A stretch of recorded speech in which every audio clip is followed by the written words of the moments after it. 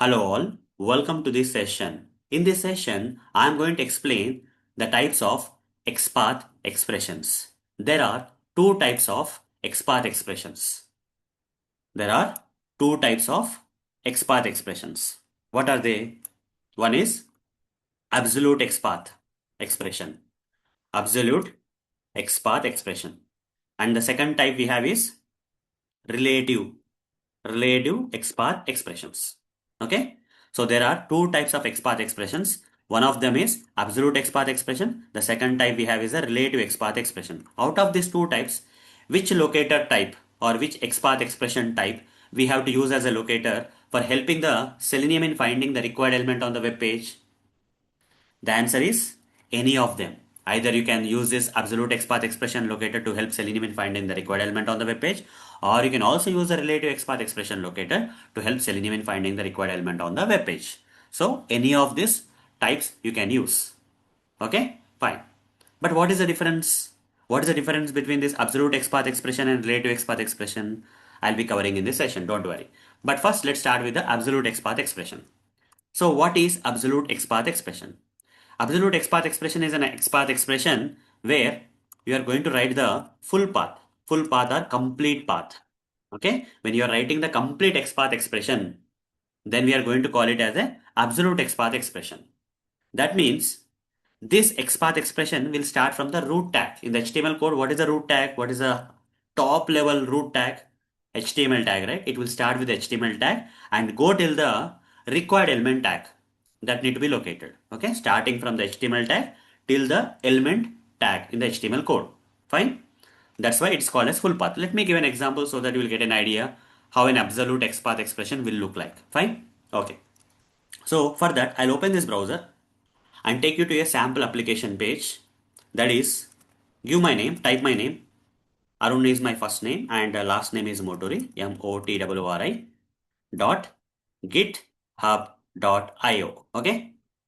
So here we have the sample web page and I would like to see the HTML code of this page. Right click here and select inspect option. Then you will be able to see the entire HTML code of this particular page. So this is HTML code of this page. Now what I want here is I want to locate the second paragraph. Okay, on this web page, what I want to do with the help of the XPath expression, I want to locate the second paragraph. Okay, I want to write this absolute XPath expression, that is a full path XPath expression, in order to locate the second paragraph. For that, we need to look into this HTML code, and this is nothing but the second paragraph, right? Okay, this HTML code is nothing but a second paragraph. Okay, if I want to locate this, we need to locate this paragraph in this entire HTML code. But coming to this absolute XPath expression, it is a full path. The path will start from where? From the HTML. Okay, the path will start from where? It will start from the HTML. And one more thing about the absolute XPath expression is absolute XPath expressions are full path XPath expressions and they generally start with one symbol. That symbol is nothing but the forward slash. Single forward slash. Okay, absolute XPath expressions are the full path XPath expressions which start with a which symbol? Single forward slash. That you remember. Okay, now come back here and by looking at this HTML code of this web page, now let's write the absolute XPath expression, that is a full path for locating the second paragraph. Okay, so for that I have to start where? From the HTML tag. Okay, so before writing the absolute XPath expression here, select any line in this HTML code. Select any line. Okay, this should be highlighted like this and say Control F. Any line is enough. Okay, any line in this HTML code, just select and say Control F. Control key and F key press together. Then you will get this text box filled in the bottom. Now in this, I am going to write the XPath expression, that is absolute XPath expression, that is full path XPath expression. So I told you already, absolute XPath expressions will start with a single forward slash. Okay, so let's write down that single forward slash. Once I have written this single forward slash, what is the root tag? HTML.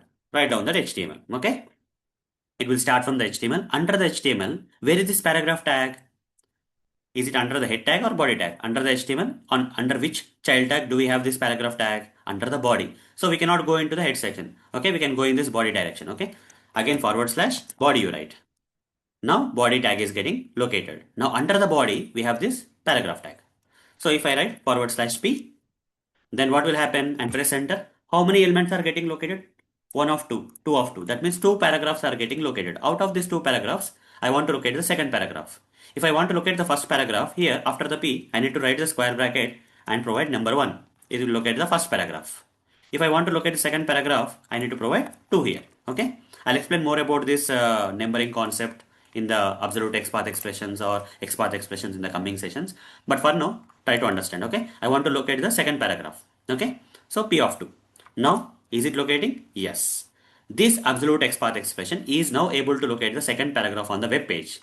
Fine, this is the absolute XPath expression. Now copy this absolute XPath expression, which is nothing but the full path or complete path, which is starting from the root tag and it's going till the element that need to be located. Okay, it's going till the tag of the element which need to be located here. Okay, for this paragraph, what is the tag name? P.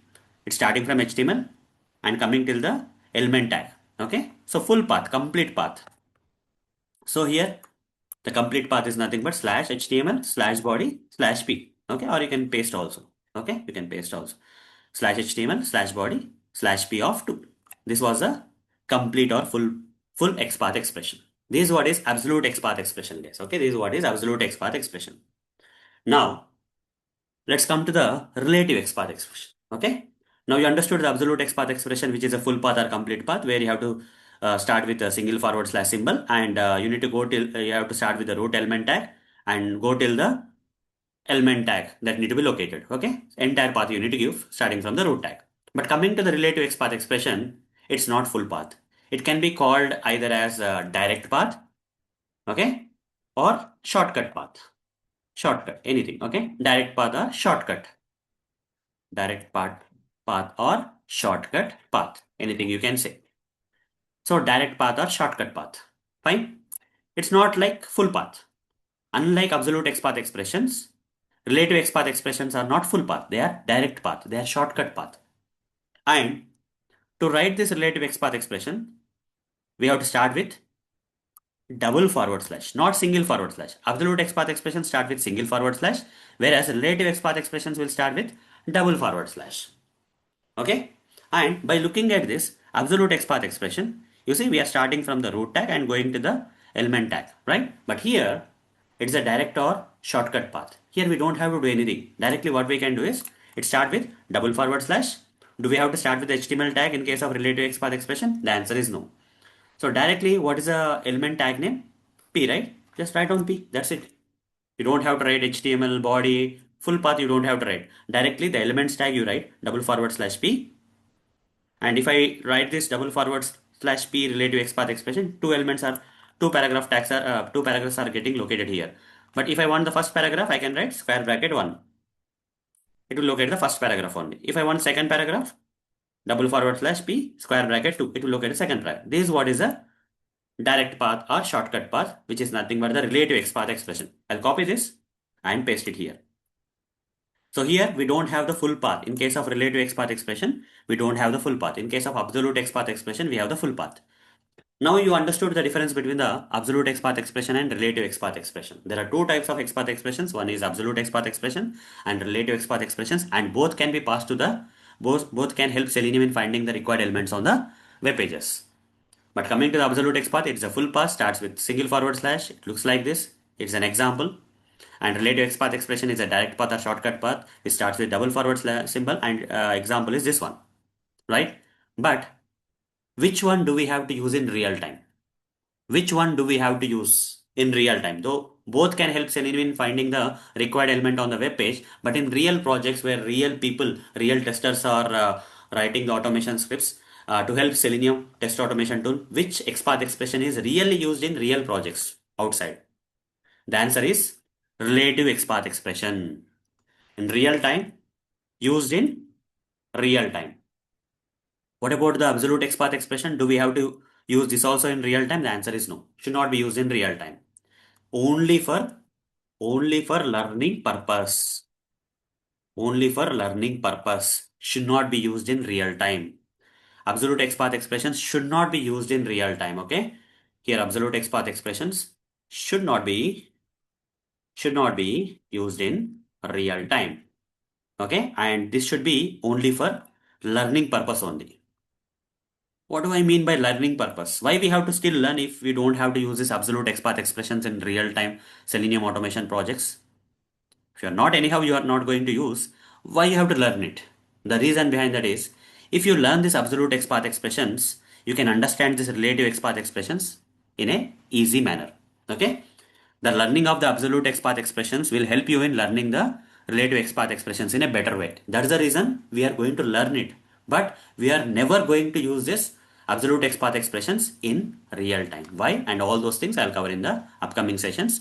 Okay, there is a reason. Okay, there is a reason. With practical demonstration, I'm going to cover why the absolute XPath expressions should not be used in real time projects. They're only for learning purpose, but should not be used in the projects.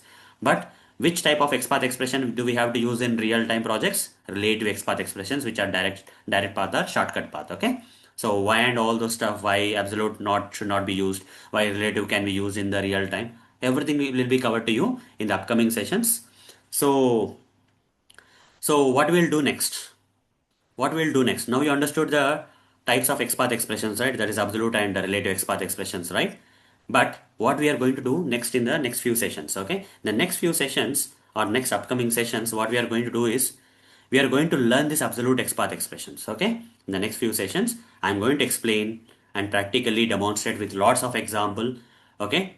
So that it will help you in practicing this absolute XPath expressions only for learning purpose. Okay, once that is completed with that, and once we are done with the examples of this absolute XPath expression learning, we'll go with the relative XPath expressions. That's the plan, guys. Okay, so that's all for this session. See you in the next session. Thank you. Bye bye.